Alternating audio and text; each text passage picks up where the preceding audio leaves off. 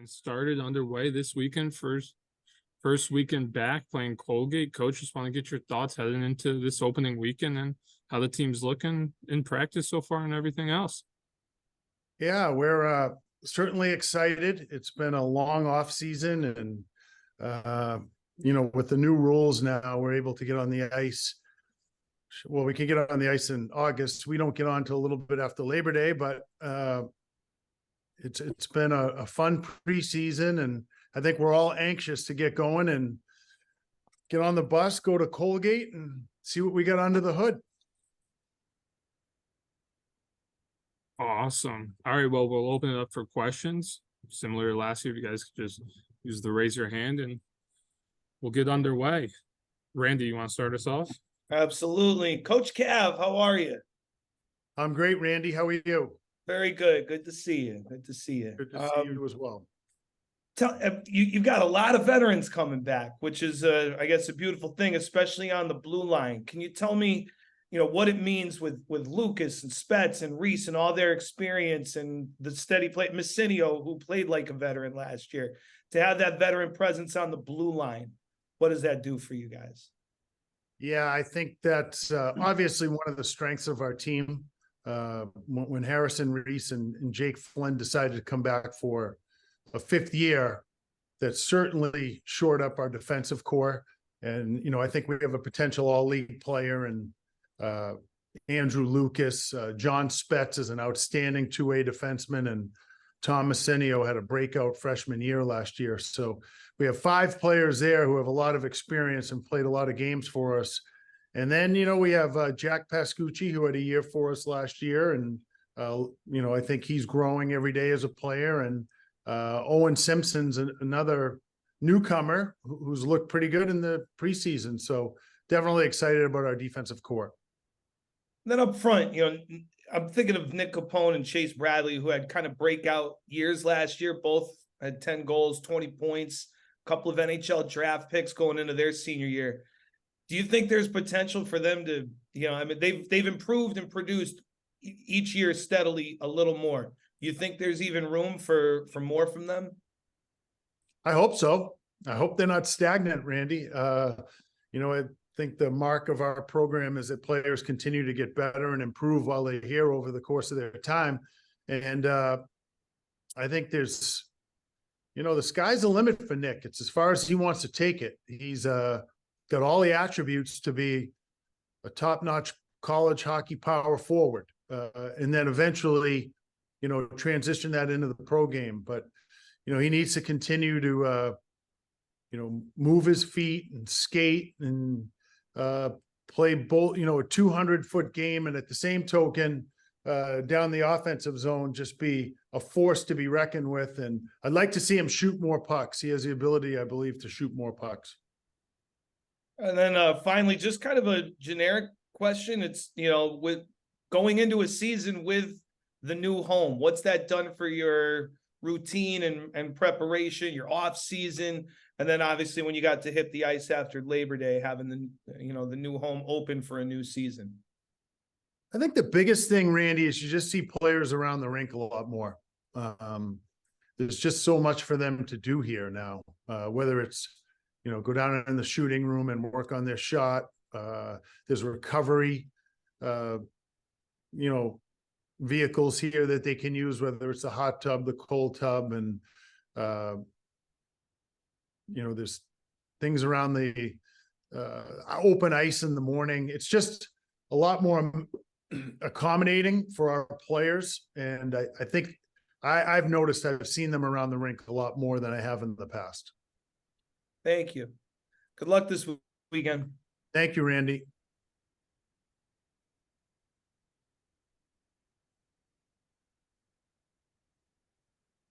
Bob, we'll go over to you. Hey, Mike, does it help that you start on the road with a relatively new group of guys to get the camaraderie going right off the bat and all the road games that you have early on? Yeah, I guess I'll be better answering that question on Monday, but no, it's something that we did look at. It wasn't ideal. We would have liked to have, we had kind of had a scheduling snafu. We would have liked to have had these 2 games at home, but with the the veteran presence we have, Bob, I wasn't as concerned about having to play these games on the road. And if you look at our schedule, I think it's 8 of the first 10 are on the road. So it's quite a few that we're playing on the road early. But sometimes, as you alluded to, it can also bring a team together. So, whether you're home or on the road, you still got to play the games. I know the national tournament's played on the road. So it's something that we have to just be accustomed to. And we got to play our game. And I've always said that. It doesn't matter whether you're home or on the road. We've got to execute and play our game. Daniel, we'll head over to you. It's a pretty different Colgate team than the one that was in the tournament last year. A new coach, Sudden Bears, but still the same in goal. So from the tape that you've seen from years past, what type of goalie is I think it's Gylander, and what are you gonna have to do to get the puck by him? Well, I think he's an excellent goaltender.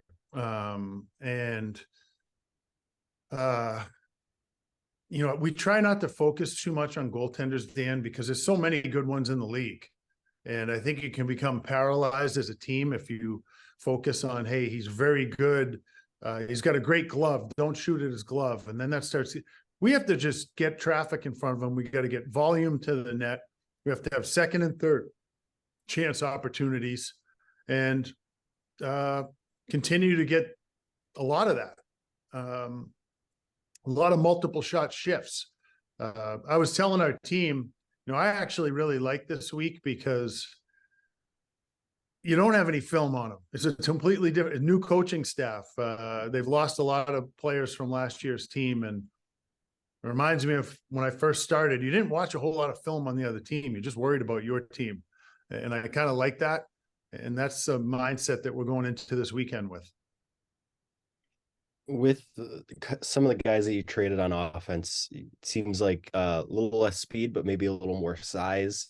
Does that help you at all, creating that traffic in front of the net, getting those dirty goals, those type of things?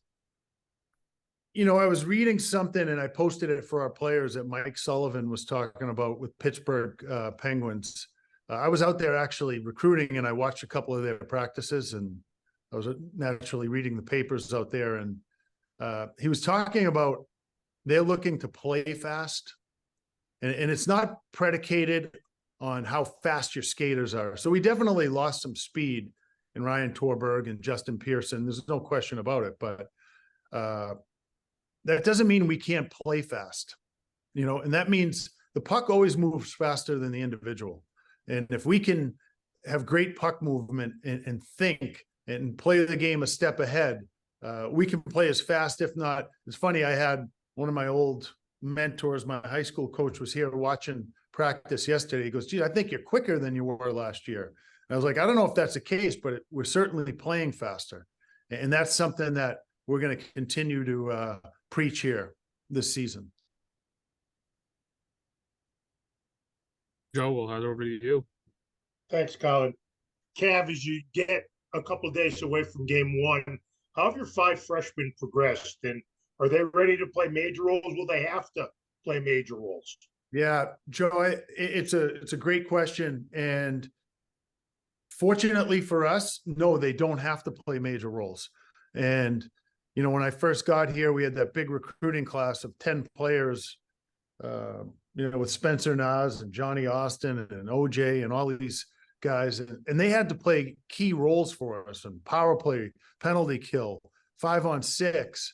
And it's hard to win when you're counting on your freshmen to play those key roles. We're going to be able to work them into our lineup, and I expect them at some point certainly to be progressing to playing major roles. And some of them may get those opportunities early on, but we're not relying on them to have to do that. As we said, we have 5 experienced defensemen back there coming back up front with Capone and Bradley and Shandor. We Matty Wood, Percival, Salmonen. There's a lot of players who played some key roles for us last year that we'll be looking to step up, and we can rely on them early and work our freshmen in gradually. And mentioning Samu, what improvements have you seen in his game? And what does his role have to be for you this year for you guys to be successful? Well, it's nice that he's been able to start September and October with us. I think that was tough for him last year. He's just playing, I think, with a lot more confidence, Joe. And I think a lot of that confidence can be, related to the fact that he's comfortable.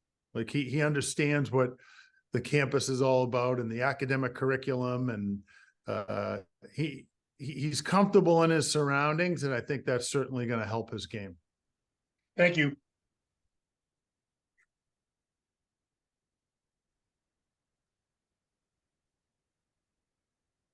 Anything else for Coach, guys? Well, if nobody's got another, have you made any decisions on what you're doing with your goalies? I mean, I know you don't want to give away state secrets 3 days before game one, but are you close to deciding on what you're going to do with your goalies? I'm trying. I think both of them right now. I'm happy with all three goaltenders right now. I think they've,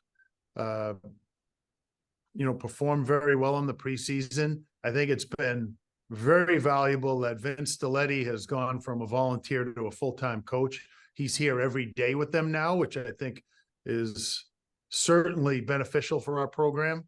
If you had to ask me today, I would say that certainly,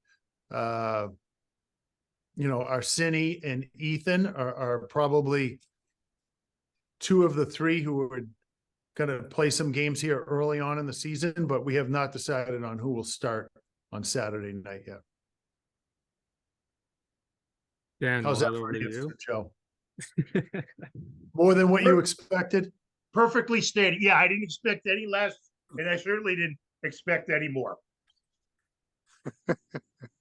I'm just curious now that you have Vince on full time, but how much time was he able to spend before the season as a volunteer? Yeah, he was able to come in for practice maybe once or twice a week. And where he's even more valuable is not only the goalies, but I've put him kind of in charge of player development as well. So routinely every morning he's on the ice, not just with goalies, but other players. And he's done a fabulous job of designing a player development kind of a worksheet, if you will, for our players, and on nutrition and academics, and just growing them as individuals while they're here.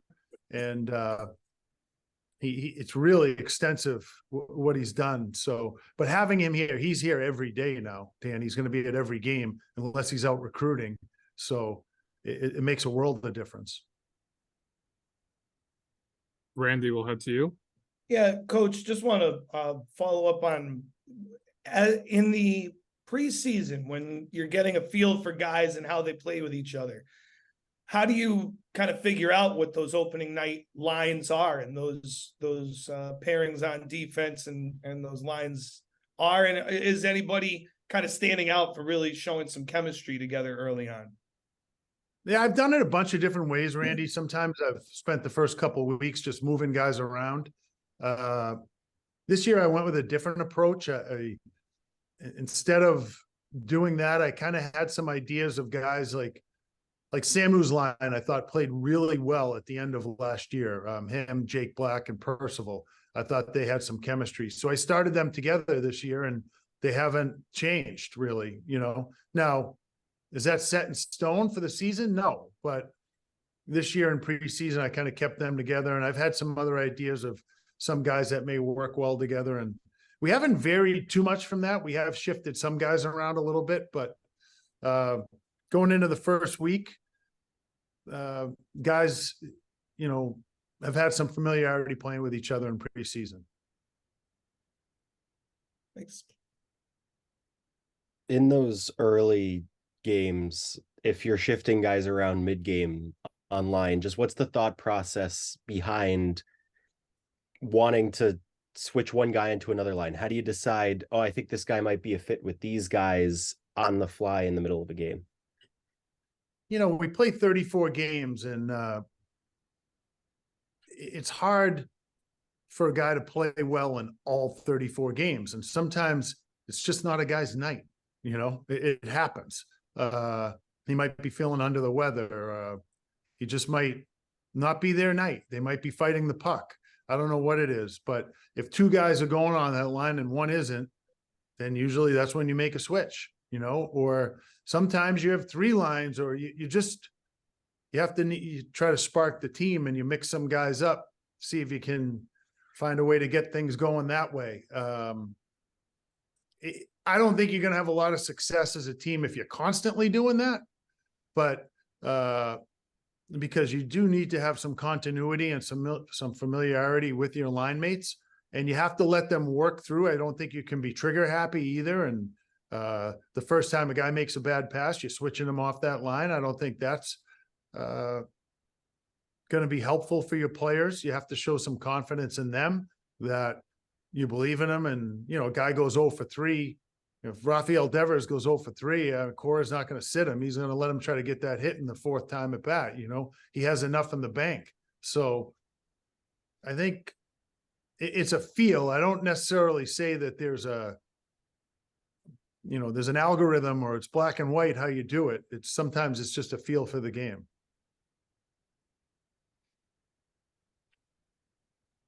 Mike, Awesome. get a read on your special teams at this point? What you've seen in practice? We're going to work on a lot today. We worked on our penalty killing yesterday, but we're still trying to figure out what our power play. I mean, when I say figure out, I think we have 4 pieces in place on a couple of units. We're trying to figure out maybe who that 5th piece is on each unit right now, and we've got power play today and tomorrow.